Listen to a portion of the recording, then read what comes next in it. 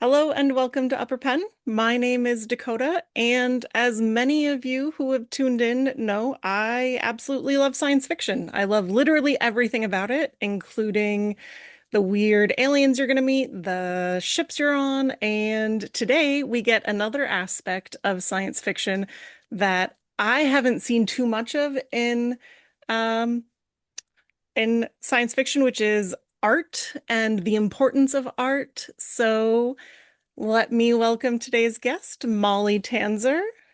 Thank you for Hello. being here. Thank you so much for having me on. So your book, it's a novella. It's really quite a fast read, but also densely packed with so many ideas. It's called And Side by Side They Wander. I got my little arc here to It's show such off. a So, cool cover. isn't it great? Yeah, Alex Ekman Lawn did the cover, and he's like a fine artist who does a lot of layered stuff. So it was really cool to work with him on that. So, So how does an art heist book in space start? this book actually came about from a lot of different influences. So my major in my undergraduate was art history. So I've long had a relationship with sort of talking about art and artists. And back during the first wave of the pandemic, back in 2020, I saw a news article from around that time about how these tech bros, guys, maybe, I don't know, these tech people had decided that they were going to like solve the problem of the Parthenon marbles. And the Parthenon marbles, for any viewers or listeners who may not know about sort of this scandal around them, like the Parthenon marbles do not reside in Greece along with the structure of the Parthenon. They were taken by a Scottish lord in the 19th century and relocated to Britain, which frankly, like probably saved them for all of us to enjoy forever since there was war. It was during a time of war, and the Parthenon itself was materially damaged because it was being used as an art as a repository for like gunpowder. But anyway, like they went there, and then Lord Elgin had some financial problems and sold them to the British government, and now they are in the British Museum. And the British Museum has been asked to return them by both Greece and like UNESCO, and they have said no. And there's always some talk of them going on loan, but it has not happened. And so it's a problem. Like at first, Britain said, oh, well, there's no real place in Greece, and the air pollution there is bad, so they'll be destroyed by acid rain. Greece built this lovely museum that actually is aligned in this amazing way with the Parthenon. And so, like, if they were relocated there, you would actually see them in anyway, and so they built this museum and Britain was like, oh, well, cool, but still no. So anyway, there is this problem of ethics surrounding the Parthenon marbles. And so these guys were like, look, we figured it out. Here's what we're going to do. We're going to take these digital scans of the Parthenon marbles and then quarry the same marble and then use lasers to be programmed to create exact reproductions of the Parthenon marbles. And then there will be as many sets as anybody wants, and they can be anywhere at once. And Greece was like, we don't want that. And the British Museum was like, we'll see you in court. And they've actually done this with like maybe one of the heads from the Parthenon at this Yeah. point. But anyway, this was like 6 years ago. And it got me thinking about this essay called The Work of Art in the Age of Mechanical Reproduction by Walter Benjamin. And Benjamin wrote this around the age of photography about how art objects have something called aura, and that is why we have emotional reactions to them when we're in their presence, but not necessarily the same reaction when we see them on a slide or on a photograph.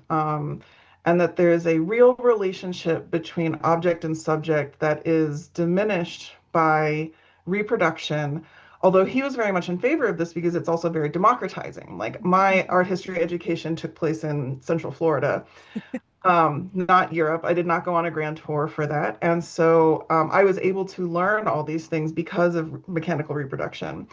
But something is lost there is a big difference between your mouse pad of The Starry Night and seeing Van Gogh's The Starry Night, right? And so thinking about all these things that have been rattling and around in my head for a while and seeing that inspired me to start thinking about art heists and mechanical reproduction and all these different things. And that ended up becoming the spark that became And Side by Side They Wander. I'm sorry, that is like the longest response I could have possibly given, but that's sort of the story of how I came to write this. So, as people are probably tired of hearing me say, I I went to school for creative writing and anthropology, so this is like my jam. Oh, wonderful. Oh, fun. That's great. Excellent. So don't worry about the long. Excellent. Good. So one of the things that gets brought up pretty early in the book is reproductions of art and how they're different, but also how if someone doesn't tell you that they are not reproductions, you might have the same kind of reaction. And so I thought this was a really like interesting thing to add because it does kind of complicate this issue of Yeah. what is real, right? Yeah. And, it's interesting because I wrote the first draft of this before AI became such a problem for all of us and had to go back in. This book took many years to, like, I wrote it in 2023, early 2023, and it's 2026 now. So it's gone through several iterations since then. And I actually put in more about AI after I'd even sold it, because it took a while between sale and publication. So I had time to kind of adapt and pivot given sort of the conversations about AI that we've been having. But no, this issue of what is real is at the heart of the novella. And, I thought the thing about the Parthenon marbles was really interesting. Like if you were able to have a shell game with them Mhm. and mix them up, like how would you ever know? And does that matter? Is a big question. I don't think I answer it in the book, but I do like to think about it. I don't think it is answerable. You know, that these are Yeah, not things that I can tell when something is maybe printed on a canvas to look like it was painted, yeah. but I cannot tell the difference between a very good imitation painting, like a legitimate painting on canvas, and older work. No, and it is just so interesting when you think about it, because even my least woo friends who like art have the same reaction as people who are more woo. I don't mean to sound that insulting or anything, but like I am a little woo and a little not, but like when they heard this story, the reaction to the idea of these perfect reproductions of the Parthenon marbles usually inspires. Some of us have like that's interesting, but it's often the sort of visceral like, oh, like we don't want that. And yet, like, is aura real? When we think of aura, we think of this, but we do have a real reaction between subject and object. Like the moon is real, and if I look at it, I'm like, wow, look at the moon, it's so great. But if I take a picture with my phone and I text it to a friend, they're not going to have the same experience of that just necessarily, because the spatial relationship between subject and object is completely destroyed. Mhm. So it is both real and not, and our reactions are both based in a real phenomenon and also, I think, emotionally fueled. And I don't think there's anything wrong with an emotional argument as well, because art is inherently emotional. And so it's complicated. Yeah. I'm the type of person who will go to the art museum in any city I go to, which Yeah. is frustrating to some people I'm with. Um, but it does feel very different to stand in front of Van Gogh's water lily or Monet's water lilies instead of like a beautiful framed print. Yes. And Yeah. I don't know if it's the history, like maybe it's the idea of him sitting there with paints going blind, Yeah. like doing this. Yeah, I think I heard he even like used to sometimes put his paintbrush in his teeth to paint when his arthritis would flare up. No, I think it's real. Like I was so lucky to be in Paris when they had this exhibition of the paintings Van Gogh did during his last year of life, including the painting he did right before he shot himself. And one of the things, and that was like a very emotional exhibit in a lot of ways, right? But one of the things that affected me the most was they actually had one of his palettes with his paint and his fingerprints in it, and that closeness to the object he used to create his art that was in his hand. I think that's part of it too, right? Like you can Mhm. see when someone works in oils and they use like a finger, right? Like that's you're now closer to that person and that part of history because of that relationship. And I think that's really amazing. It's different for writers, right? Like, I don't know. I always think about this because that's one of the reasons I focused on visual art in this book because I'm like, this gets even weirder when you think about the written word. Like, because like I depend on mechanical reproduction of my art to like reach anyone, and so like it's just interesting in a lot of different directions. The difference between writing though and like an audible song, to me anyway, is the reaction that the person has to that idea. It's Yeah, not the physical object, it's the idea. yeah. So it's difficult to think about, but like, It is. And we're at this interesting time, right, where like when I first started writing back in for professional publication back in like 2010 or so, like ebooks, right? Like ebooks was this major conversation. Like, are they real books? Like, of course they're real books, right? Like, is this destroying our relationship to literature? No. But there was this anxiety surrounding ebooks. And now it's interesting to see the pendulum swing back to like book as object, that something like TikTok or Bookstagram is bringing back the idea of having books, not just your Kindle with the cover that you picked to match your identity, but rather like actual books. Like this book is going to be my first hardcover. And I'm really excited about that. And I'm so excited about the idea of holding it and feeling it. And Tor.com has been sort of, I think, one of the publishers that's really spearheading this, like, let's make people fall in love with book as object again. And I think that's really cool. But I also still use my Kindle. I'm reading Moby Dick right now, and there's no way I'm holding that book with my hands. Like I'm reading the ebook. Um, so they're great for accessibility and all these things, but now we're like, I don't have my fingernails done, but we're doing the like tapping on the object to give closeness to our viewers, right? So I think for a lot of people too, well, me in particular, it's the sound of the page turning, it's the smell of paper, yeah, and like that will instantly make me feel better. yeah. I've always been like a reader and a visitor of used bookstores as well as new bookstores, and I grew up in a household that was full of books, and I still have a house that's terrifyingly full of books, and I love it. I think there's room for us all at this table of how we read, and I think our different experiences make for great conversations about it. So, So one of the other main aspects of the book is it's kind of about people, right? So you have clones in this book of a tech dude. yeah, Um, but they are unique almost in and of themselves. And it kind of becomes who's a real person and who's not. And it kind of brings up like xenophobia and these ideas of why are we drawing this line at all? Um, yeah.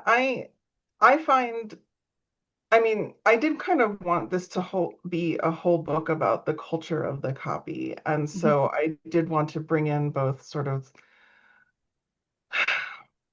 this accessibility to immortality that I see a lot of massively wealthy, like billionaires going for, right? Like, so I do have this billionaire. I mean, the beginning of this book is set like 10 years in the future of right now, right? And he does decide to both make clones of himself and also using this sort of pluripotent cell technology to create offspring that are all genetically him, but do come from like a sexual union rather than like an asexual sort of clone reproduction. And then he also creates a series of androids that look just like him as well. So there's all these different copies going on as we have this conversation about copies of art.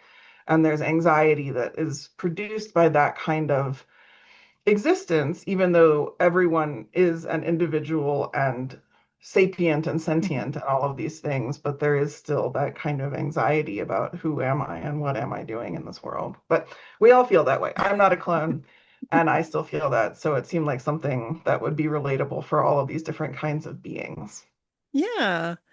I have to ask, were you a fan of the Robots of Dawn series by Asimov? I have not read those. I've read some Asimov, but not those. I should probably check them out. This is a book about my childhood crush on Commander Data in a lot of ways. So Yes, the now I Naked need. Sun. There's been a murder on a planet where people don't touch each other ever, and then they are all serviced by androids. Um, one of the androids is a detective, and there's like this conversation of can you love an android? Can it be a person, right? So it's is this kind of like fascinating. This is all I was thinking about when they had their romantic scenes in the book. Um, All right. Well, now thank you for a book rec because that sounds very much up my alley. So I appreciate that. it is slower. Like if you've read Asimov, it Yeah, can be a slog a little bit, but I have read the Foundation books. oh, But robot sex is always a way to draw me into a book, so I'm there for it doesn't quite get that far, but it absolutely is implied. Yeah, that's enough. Um, I've read a lot of our grandparents of the genre, and I'm always like, well, I know, okay, yeah, for sure. but My it does imagination is feel taking me like further. it feels like you've absolutely read a lot of foundational science fiction because I can feel it in these characters that you're creating and this Thank idea you. of such a deeper what is real.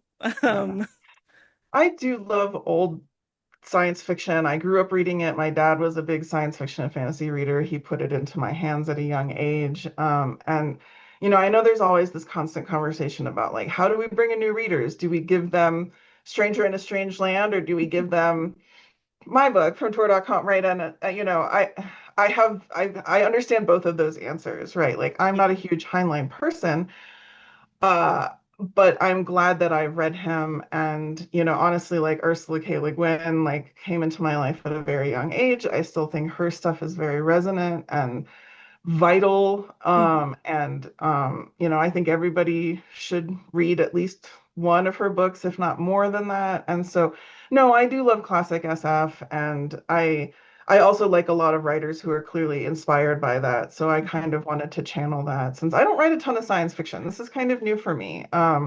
So I did want to bring everything I had to the table with it, which is why it is like so dense, but only like 19,500 words or something like that. I don't know. I want to say it's 88 pages on Yeah, the it's ebook. not long. But again, there's so much in it. Yeah. And I think this kind of goes into how you've written it, how you've told this story. And we start off on the ship and we get an explanation of how the art of Earth has been taken away, Mhm. and the fact that they're going on this mission to retrieve it. But then you kind of go back in time and forward, and there's a lot of push and pull with this. So I guess how did you start writing it as like craft wise? I actually ended up writing, I'd had this idea sort of knocking around in my head for a while, but I ended up actually sitting down to write it because I was invited to the Sycamore Hill Writers Workshop, which is this 40-year-old writing workshop that has been, I think the only 2 years that didn't meet were like 2020 and 2021. And I really I wanted to given that so many people have been to this, that I mean, like Jonathan Lethem, Jeff Ford, gosh, who else? I mean, like John Kessel, Jim Kelly, Karen Joy Fowler, they're all like regular attendees of this. So I kind of wanted to like be like, okay, I'm bring something meaty. And so that's when I sat down to write this. And it did take a while to find my way into it. This isn't the original opening for it. It's still the first line is still the same, but in terms of how I ordered the um how the information roll out. Like I certainly went through that multiple times after, especially after the workshop when people were like, why doesn't her love interest show up until halfway through this? And I'm like, that's true. I should bring him forward because he is an important element of this. And so it did take a lot of what do people need to know and when and why, and thinking my way through that because I mean I don't know, it's funny, I just invoked Jeff Ford, like he hates the term world building, like his response is always like, what am I, a fucking bricklayer? He is from Long Island, and like my family. And so I always think it's funny to use that word now because that just sticks in my head. But with world building, there's often this anxiety of like, how do I immediately make my reader understand everything about why this is important. And that is really hard. But I just sort of went with what do people need to know and when, and trying to foreground that because there is a lot of backstory that gets revealed over time with Yeah. this that happens before this ill-fated art heist. So when you came up with this idea of you really wanted to talk about art and these the marble blocks and reproduction, did you have these characters in mind? Like, how did you make a story out of this? Man, I don't know. I knew I wanted a disaster to be narrating it. And Fennel is a disaster for good reasons and for different, I don't want to say bad, but like she is, for better or for worse, she's kind of a mess. And I did want a messy narrator that would both tell too much and hide. And her and I think Tarquin were sort of the first people I came up with. And then I knew I wanted to sort of one have an alien race that was difficult to interpret what they were saying because they're just so different than us and all these other elements. So kind of knowing that I wanted this to be about copies, it made sense to have clones, androids, all these different things. So, and I also wanted the idea of biotech and I wanted it to feel far in the future, right? Mhm. Because sometimes it's hard to imagine far future stuff that doesn't feel like it's full of people from today talking about the things that they have today. And I don't know if I succeeded in that or not, but I wanted it to feel like the tech was so far future that we don't have to understand. It's like, I don't know, it's organic, like, I don't know, that kind of thing. And so I wanted there to be real AI, not what we are calling AI, but actual AI, and as well as everything else. And then I don't know where the mushroom stuff came in. That was like a weird late, semi-late edition, but I do love writing about fungus, and I do like to think about, I mean, we also have very high levels of radiation out here on the Front Range. Like I live in Colorado, the book is set on Earth in Colorado, largely.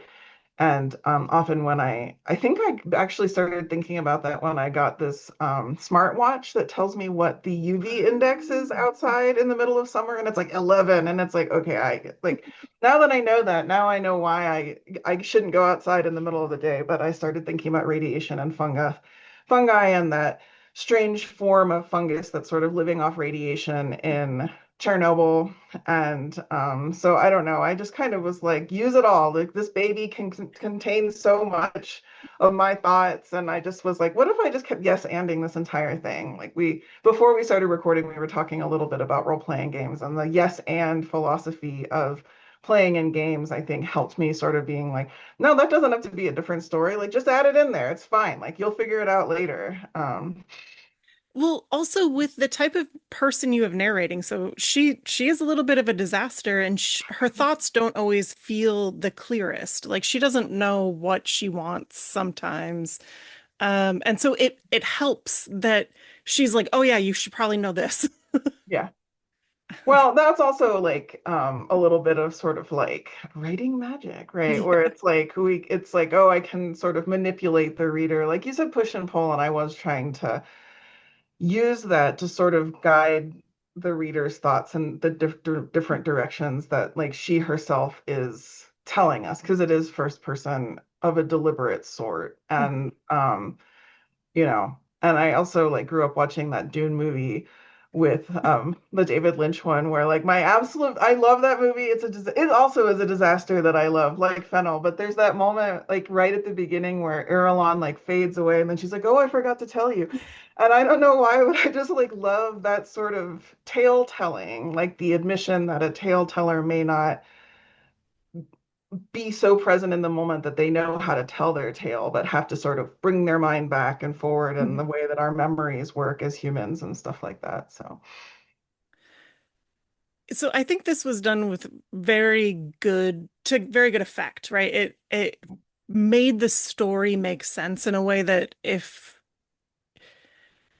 Fennel hadn't been telling it, I don't know that I would have understood what she meant, well, like what was happening or like sure. why. Yeah. So very well done. It went through so many drafts. I appreciate it because like it really wasn't working on some levels when I brought it to this workshop, but we spent a long time on this story unpacking it, and I'm so grateful to everyone who gave their all to that session because this book is not so very different than the original, much shorter version, but it would not look like this if it wasn't for the care that all of my co-workshop participants gave it. I so I just don't see how you didn't spiral out and make this into like a 500 page Brandon Sanderson level interconnected universe. I don't know, I kind of just didn't. I have written novels before, right? Longer ones. It's been a long time since I've had one come out. I went through like a period of burnout that this really marks the end of, honestly. But I just was like, I don't know. Like, I love reading novellas. I love this trend towards shorter books. Like, I said I was reading Moby Dick, and like last year I read Anna Karenina. Great. I just read Joe Abercrombie's The Devils. I love Joe Abercrombie. Yeah. I'm willing to read a 600-page book by him, but I love novellas in that I can read them in like a day and a half, 3 days tops, right? Like, and I get to experience all these different visions so quickly. And Yeah. so I kind of was like, no, it's modern times. What if I wrote like a short novel? I mean, all of the, our sci-fi elders used to write like these very short novels Yes. and pack so much into them. I mean, like Neuromancer's only what, like 80,000 words or something like that. And so Huh. I wanted to try to attempt something like that. But then it was like, maybe not this short. But no, I don't know. I stand by it. I know that there's a lot of like, wait, I blinked and I missed something, but I kind of wanted that feel to it of that old, like I wrote this in a cocaine haze at Yes. Worldcon 1972 kind of vibe to it. So a few years ago, at the start of the pandemic, I had a bunch of time on my hands and I decided I was going to read all of Asimov's work that included in the Foundation universe. Amazing. And so I started off and his books were super short, very like digestible, quick. And then Foundation, what the hell happened? Someone should have reined that man in. I think there's a few writers out there throughout time that I've been like, you can kind of tell when they became such a property that editors were like, I don't care. Like it doesn't matter.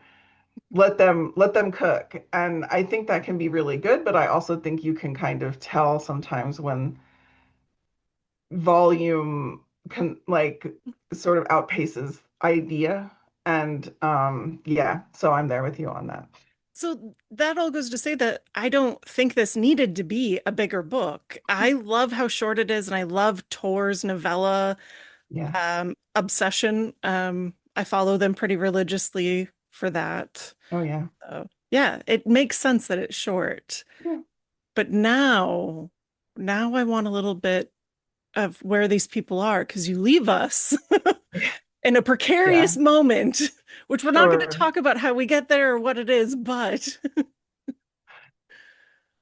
I this and another a sci-fi novelette that I wrote that is in an issue of the magazine of fantasy and science fiction are both two settings that I I would like to go back to, and I'm like never like that. Like I have a trilogy, the of these books sort of that are like historically this historical fiction with the intrusion of the supernatural. And I wrote the first one as a standalone. It's called Creatures of Will and Temper. It came out, God, in like 2017.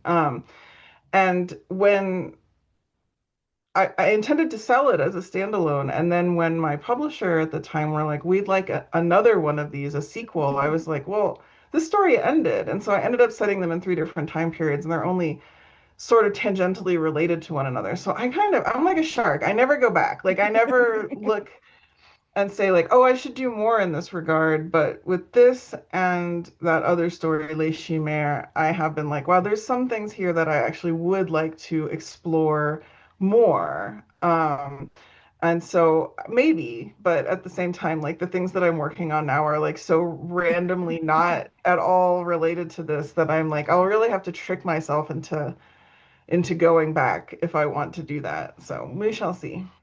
Well, so the whole book, I was waiting for you to bring up the copy of the Mona Lisa they had on display forever in the Louvre, Right.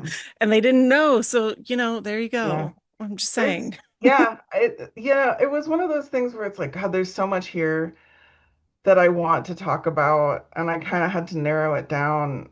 And, because at first I had Fountain, the sort of Dadaist piece that is a toilet or Yeah. urinal, and then someone at Sycamore Hill was like, there's like 13 of these, and I'm like, what if I just didn't put that in there? Like, I can't take the time for. So there's a lot of like, oh, like misdirection and like, look over here, don't think about that. That I had to do to kind of keep that focus on the story that I was trying to tell, because otherwise it would just be me like I am on this vodcast that we're doing, like rambling about everything that entered my brain. And so, there were a few paths that I was just like, ugh, like I want to go there, but I can't, or that I ended up sort of deviating around to keep my eyes on the prize. But it was painful. I was like, oh, I want to talk about everything I've ever thought about.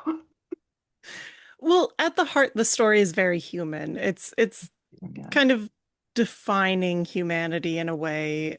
So I get why you cut off these tendrils.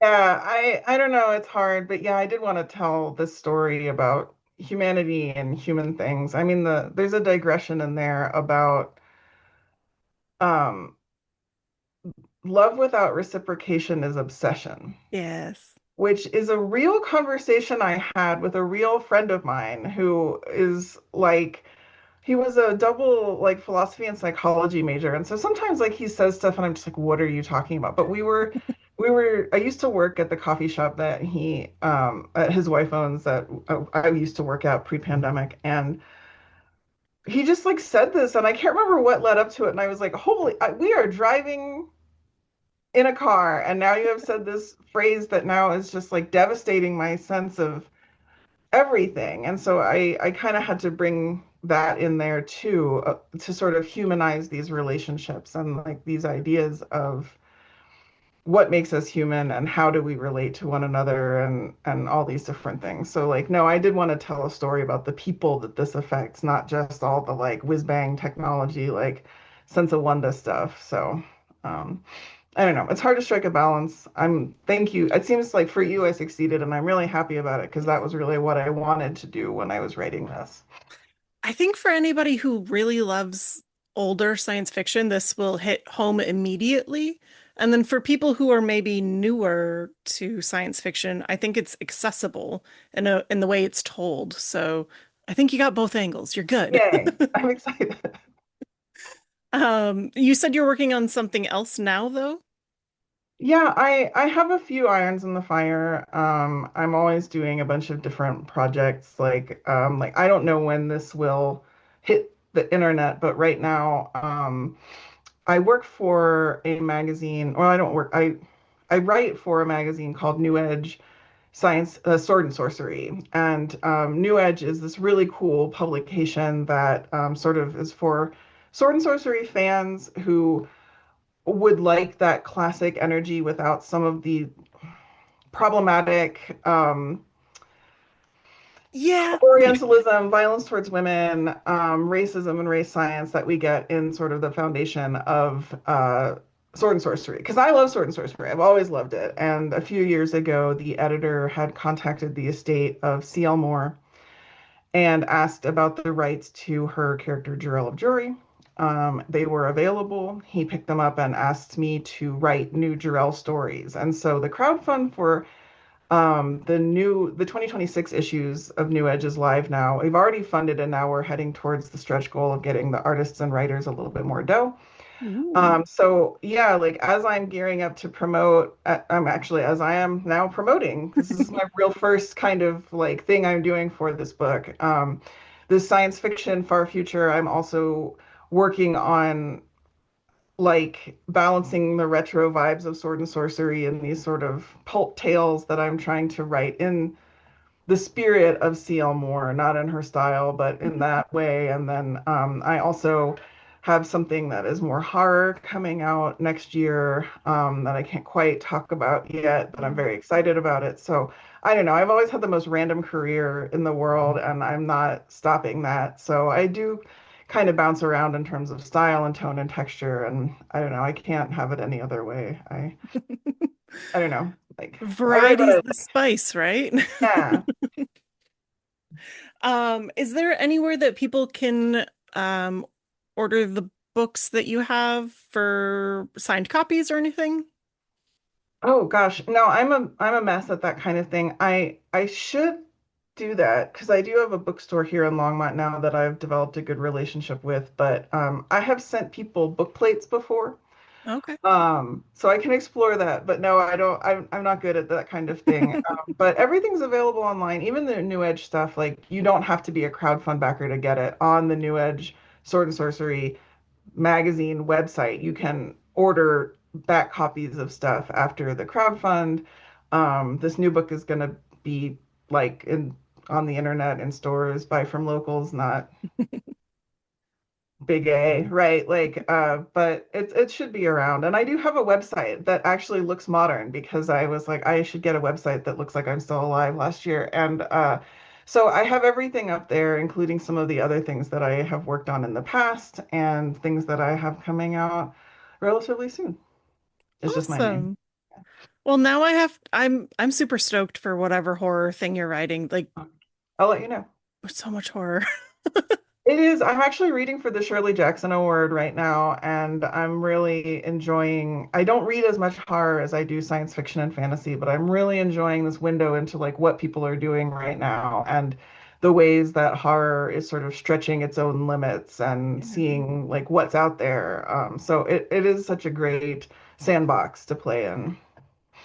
There's a lot of really great horror novellas that have come out lately, which has made it so nice to Yeah. kind of just dip back in. Yeah, I'm actually reading for the novella category, and so Oh, this has just been my life right now. And I've read so many interesting things, and I would talk about them, but it feels yeah. wrong to like call out these ones because that would not be like neither an Yes. endorsement or about it. But yeah, even just in 2025, which is what I'm reading, the depth and breadth of the novella scene is extraordinary, and I'm so excited to be writing at this time where people are doing all these different things. It's really cool.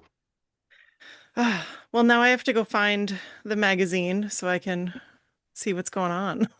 Fun. It's a really great magazine, and the editor-in-chief, Oliver, has done a lot of work sort of finding like people of color and trans individuals and women and other communities to try to reach out and draw in terms of both artists and writers to sort of bring everyone into sword and sorcery because they've always already been there, but maybe not in the most sort of the the representation that we would want. And so now we're building, I think that's the coolest thing is that we're building this sort of idea of sword and sorcery as being much more accessible instead of like Chud Central. So you know, I mean, I love me some Conan, but it's also like that's a problem. It's fine.